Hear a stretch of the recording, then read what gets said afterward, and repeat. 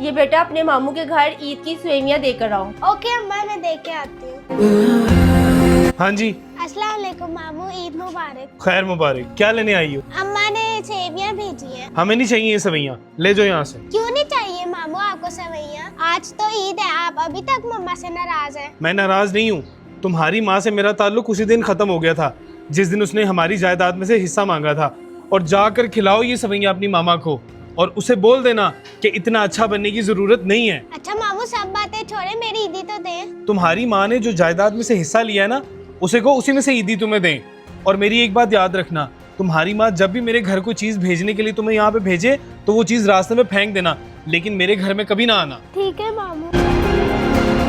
आइंदा के बाद मेरे घर के आसपास नजर ना आना और मेरा ये पैगाम अपनी माँ को भी जाकर दे देना। दिमाग खराब कर दिया। अली खैरियत थी? क्या हुआ? कौन था बाहर? ईमान थी बाहर। ईमान थी? सवैयां लेकर आई थी, गेट से ही बाहर भगा दिया उसने। यार अली, उसको अंदर तो बुलाते, उस बच्चे का क्या कसूर है? बस करो, तुम मेरी माँ ना बनो, मुझे मत समझाओ। ईमान आई थी तो बेटा तुम दोनों बहन भाइयों की लड़ाई में उस बच्ची का क्या कसूर था? अबू अब आप शुरू हो जाएं। अली, अबू से तमीज से बात करो। और पहली बात ये कि आपकी बहन ने अपने बाप की जायदाद में से हिस्सा लिया, आपका कुछ नहीं लिया। मैं अपनी बेटी की शक्ल देखने के लिए तरस गया हूँ। उसको देख के मुझे कुछ तो सुकून मिलता। आज ईद है, आज ईद का दिन था। वो पता नहीं कितनी खुशी से यहाँ पे अपनी बेटी को भेज रही है।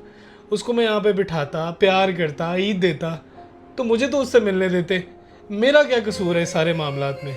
जिस टाइम मैंने उसको जायदाद में हिस्सा दिया था उस टाइम वो बहुत ज़रूरतमंद थी, और जितना हक तुम्हारा इस जायदाद पे था उतना ही हक मेरी बेटी का भी था। अगर मैं तुम्हारी बहन को हिस्सा ना देता ना तो तुमने तो देना नहीं था और बरोज़े क़यामत मेरी पकड़ हो जानी थी। बहन और बेटियों को देने से अल्लाह नवाजता है, कभी कमी नहीं होती। और बदनसीब है वो शख्स जो बहन बेटियों का हक खा जाते हैं। जाओ और जाकर उसको ईद दे कर आओ और उससे माफ़ी मांग कर आओ। मुझे अपनी गलती का एहसास हो गया। मैं भी अपनी बहन को जाकर ईद भी देकर आता हूँ, उससे ईद मिलकर भी आता हूँ और उसे माफ़ी भी मांग कर आता हूँ। अली भाई आप, बिस्मिल्लाह बिस्मिल्लाह। अली भाई अंदर आए अली भाई।